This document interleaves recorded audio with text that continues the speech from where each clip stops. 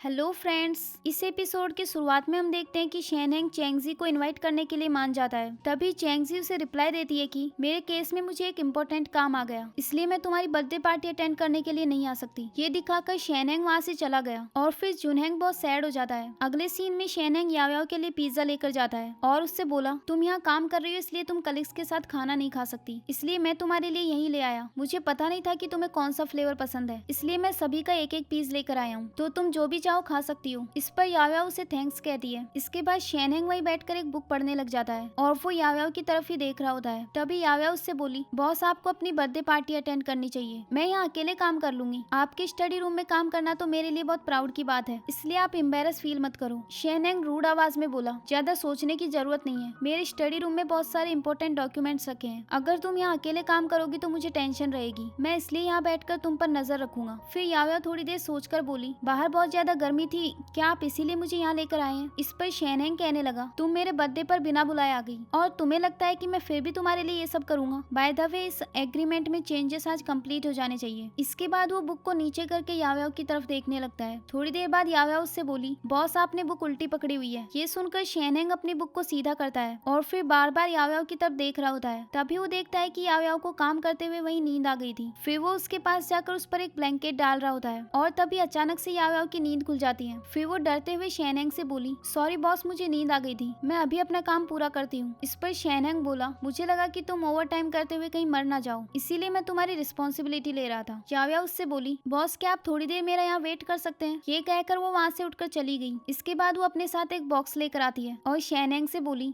ये आपका birthday gift है जो स्पेशली मैंने आपके लिए सेलेक्ट किया है। आई होप ये आपको पसंद आएगा। वो सब लोग जब आपको गिफ्ट दे रहे होंगे तो मैं यहाँ काम कर रही होंगी, इसीलिए मैंने आपको एडवांस में दे दिया। तभी याओयाओ के कलीग उसे बाहर बुलाने लगते हैं तो शेनहेंग उससे जाने के लिए कहता है। तभी याओयाओ बोली, फिर इस प्रीनेप्चुअल एग्रीमेंट का क्या? तो शेनहेंग कहता है, इसमें बाकी के चेंजेस मैं कर दूंगा, तुम अभी बाहर जा सकती हो। ये सुनकर याओयाओ वहाँ से चली गई। उसके जाने के बाद शेनहेंग उस गिफ्ट को खोल कर देखता है। उसमें कुछ रोज और एक वाइन की बोतल रखी हुई थी। साथ में उसमें एक नोट भी था जिसमें लिखा था कि मैं तुमसे प्यार करती हूँ और मैं तुम्हें एक बेबी देना चाहती हूँ। शेनहेंग शॉक्ड होकर बोला, ये इतनी ब्रेव कैसे है? अगले सीन में हम देखते हैं कि जुनहेंग ने बहुत ज्यादा ड्रिंक कर ली थी। फिर वो शेनहेंग के पास जाकर बोला, आज कितनी खुशी का दिन है और चेंगजी यहाँ पर नहीं है, मैं बहुत सैड हूँ, प्लीज उसे दोबारा कॉल करके यहाँ बुला लो और उससे पूछो कि क्या वो ठीक है या नहीं। तभी शेनहेंग उन लोगों से बोला, इसने काफी ज्यादा ड्रिंक कर ली है, कोई इसे इसके घर छोड़ कर आओ। तभी जुनहेंग उससे बोला, मैंने कोई ड्रिंक नहीं की, मुझे तो अभी सबके साथ हाइड एंड सीक गेम खेलना है और सबसे पहले तुमसे स्टार्ट करेंगे। ये सुनकर शेनहेंग बोला, इतना चाइल्डिश गेम तुम ही खेलो। ये कहकर वो वहाँ से जाने लगता है। तभी जुनहेंग उन सबसे बोला, जो भी शेनहेंग को ढूंढेगा उसे 10,000 युआन का बोनस मिलेगा। ये सुनकर सब लोग उस गेम को खेलने के लिए मान जाते हैं। तभी शेनहेंग बोला, इस बार के लिए ठीक है, लेकिन दोबारा ऐसा करने की सोचना भी मत। अगले सीन में सब लोग 10 तक गिनते हैं और शेनहेंग को ढूंढने के लिए उसके विला में चले जाते हैं। काफी देर तक ढूंढने के बाद भी वो उन्हें कहीं नहीं मिल रहा था। तभी बावरुई कहने लगा, हमने पूरी बिल्डिंग में ढूंढ लिया, कहीं बॉस इनविजिबल तो नहीं हो गए या फिर उन्हें कोई मॉन्स्टर उठा के ले गया। तभी याओयाओ उनसे कहने लगी, हम सिर्फ एक गेम ही तो खेल रहे हैं, इसके बदले में हमें उनसे 10,000 युआन का बोनस नहीं लेना चाहिए। लेकिन वो दोनों उसकी बात को अवॉइड कर देते हैं।